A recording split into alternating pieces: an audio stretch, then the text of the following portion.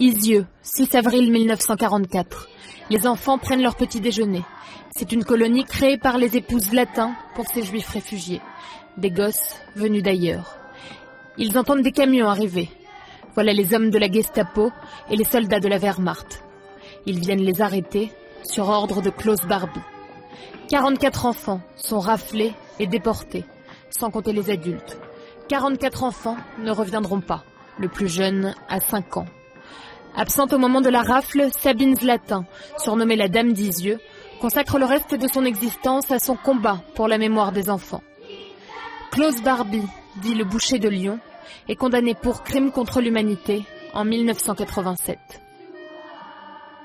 Bonjour Nounours. Bonjour Nounours. Bonjour Nounours.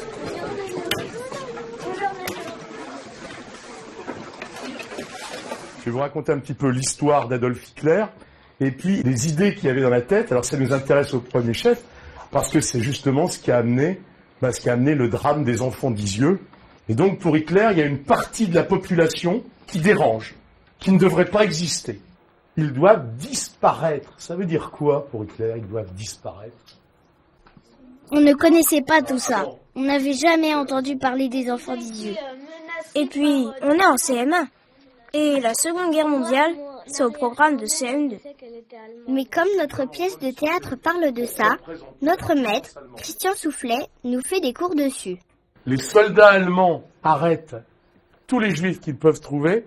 Je vous rappelle qu'on emmenait ces déportés, puisqu'on les appelait comme ça, dans des wagons. Et là, on voit bien la voie de chemin de fer. Et la voie de chemin de fer, si on la prolonge, elle va rentrer à l'intérieur du camp.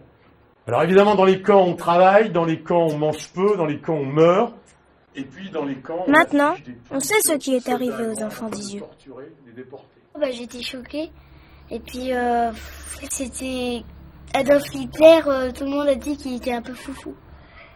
Ça me fait toujours peur, mais ça me fait un peu moins peur, vu que j'ai compris le sens de l'histoire, ce qui s'est réellement passé.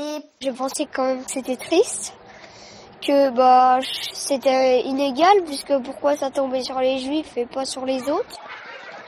Surtout pourquoi attaquer les enfants d'Izieux. Après les premiers cours d'histoire, on a pu commencer les répétitions. C'est tous les mardis après-midi. C'est Yvette qui nous fait répéter. C'est elle qui met en scène. On répète avec des comédiens adultes aussi. Ils jouent l'encadrement de la colonie. On y va, on perd pas de temps. Bruno? La pièce commence par la fin. Comme si on ressurgissait de la mémoire de Madame Zlatin. Yvette nous fait rentrer en scène tout doucement. Elle joue la Shoah. Elle fait le personnage qu'on n'a pas vraiment envie de voir, qui représente les Allemands, les camps. Elle ressemble un peu au malheur. J'espère bien que cela va vous faire mal. Comment voulez-vous songer à leur enfance innocente sans que leur mort vous fasse mal? 44 noms, 44 sourires naïfs, angoissés, 44 regards hantés, envahis de solitude et de terreur, 44 enfants juifs, morts, sans faire de bruit. Et comme en juin, on va jouer en plein air, dans le jardin de la vraie maison des vrais enfants d'Izieux, il faut apprendre à parler très fort. Essayez à chaque fois, avant de parler, d'inspirer de l'air avec votre ventre. Vas-y. Samedi 1er avril 1944, ma très chère sœur. Il ne faut jamais faire confiance. Je veux pas qu'on crie, je veux qu'on parle fort. Recommence. Il ne faut jamais faire confiance. Ok. Mais quand je serai grand, je tuerai tous les boss. Très chère maman. Ces textes-là, ce sont des lettres inspirées des vraies lettres des enfants d'Izieux, écrites à leurs parents. 1, 2.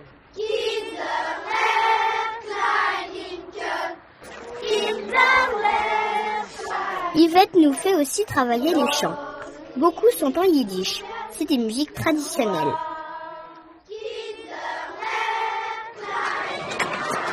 Les chansons, il y en a des tristes, il y en a des plus joyeuses. C'est comme dans la pièce. On passe de scènes tristes à des scènes de bonheur. Ce qui est bien, c'est qu'au milieu, on joue, on chante, on danse. Donc c'est ça qui est bien, parce que si on jouerait tout le temps triste, tout le long, ça serait quand même un peu ennuyeux.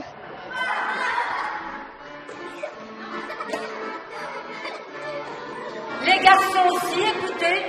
Et c'est là que vous gardez vos cordes et vous venez les mettre devant.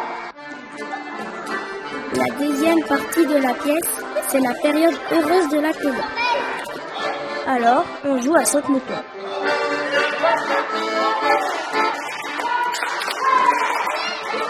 Au tout début, ils pensaient à leurs parents, puis après, ils y pensaient plus petit à petit. Ils jouaient, ils pensaient, ils parlaient, ils pensaient à rien. Enfin, si, ils pensaient, mais ils pensaient à jouer, à être heureux. Allez-y, la tête baissée.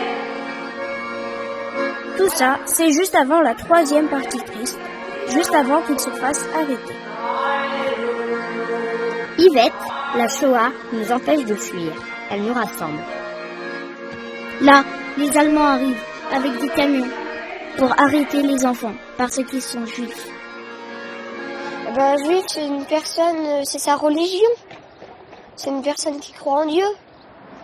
Un juif, c'est une personne comme les autres. Vu qu'ils vivent dans le monde entier, ils vont pas ressembler à des martiens ou etc. C'est sûr. Arnovitz, Nina, Balsam, Max. 2 chaises près d'une table de chêne. Et sur cette table, 3 pommes. 3 pommes et ma gorge se serre. Il ne reste que 3 pommes. C'est les dernières paroles que vous allez prononcer avant de quitter la colonie. Donc il y a un peu de révolte malgré tout, donc il faut attaquer plus fort. Ben Assayak, Esther. C'est la rafle. Les Allemands nous appellent. On lit comme une petite poésie. La nuit, j'y vois la mort des prêtres. J'y fais des rêves pleins de sang. Quand je l'ai révisé, c'était un peu bizarre et puis j'aimais pas trop mon texte. Mais après, j'ai essayé de l'aimer et puis petit à petit, ça allait mieux. Dès qu'il s'agit d'aborder les choses graves, j'ai pris le parti de leur faire dire de façon poétique. Rien n'est dit par les enfants de façon réaliste par rapport à ce qu'ils vont vivre après, par rapport à la déportation, au fait qu'ils vont mourir, qu'ils seront... Ça c'est pas eux du tout qui le disent. C'est évoqué. On ne peut pas faire endosser à des enfants un drame pareil. Beaucoup de comédiens professionnels font ça. Ils s'approprient vraiment le personnage. Mais on ne peut pas demander ça à des enfants. On pose un caillou, comme dans la tradition juive. Puis, on s'en va. C'est symbolique, ça veut dire que les enfants des dieux s'en vont vers la mort. Ce sont des enfants, ils jouent. Et le théâtre, c'est vraiment ça, on joue une pièce. Donc c'est du jeu, c'est du jeu, et c'est pas pire que quand ils tuent leur petite poupée, ou quand ils enterrent un petit soldat de plomb, etc. Tout notre travail, c'est d'entretenir cette distanciation entre les personnages qu'ils interprètent et puis ce qu'ils sont pour de vrai.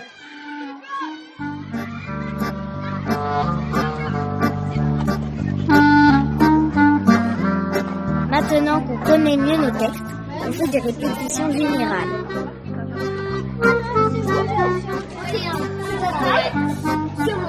Alors, il y avait des enfants qui avaient déjà leur culture.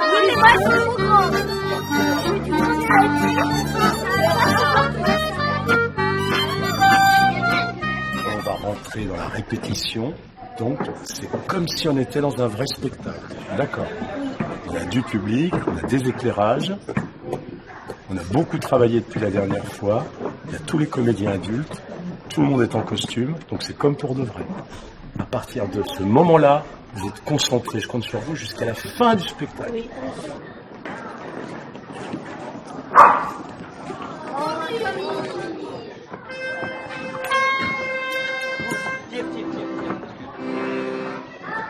Dans la classe, on a 5 musiciens. Ils jouent un peu avec l'orchestre dans la pièce. 2, 3.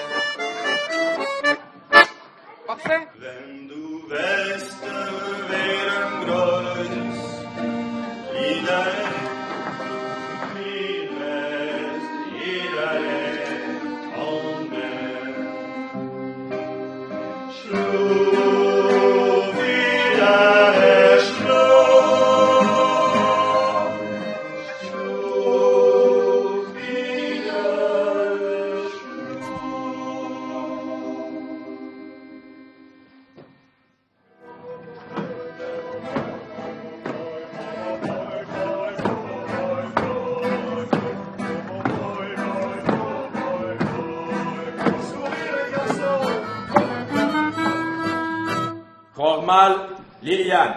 Normal, Renate. Goldberg, Chaim, Henri.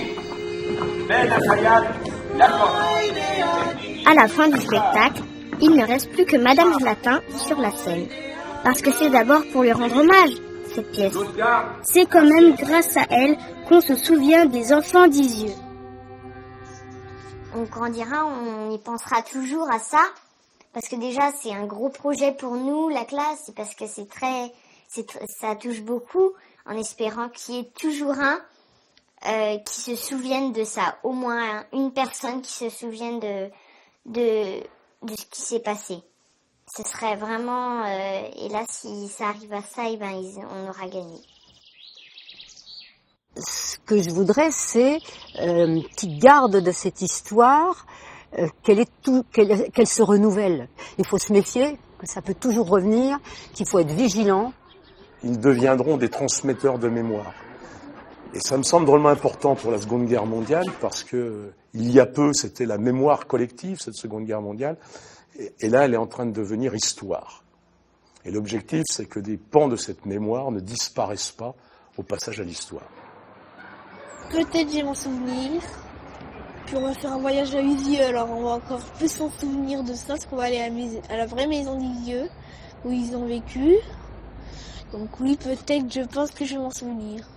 Les enfants, vous vous êtes bien trop étalés de chaque côté. Maintenant, vous connaissez les textes. Yvette, elle est jamais contente à la fin des répétitions générales. Mais elle dit qu'une mauvaise générale, ça donne une bonne représentation. Cette pièce me montre vraiment à quel point ça a vraiment été leur vie. Donc, on comprend ce qui s'est passé auprès d'eux. Donc, vraiment, c'est bien de faire cette pièce, je trouve. Il faut vraiment qu'on réussisse cette pièce. Et il sent qu'on va la réussir.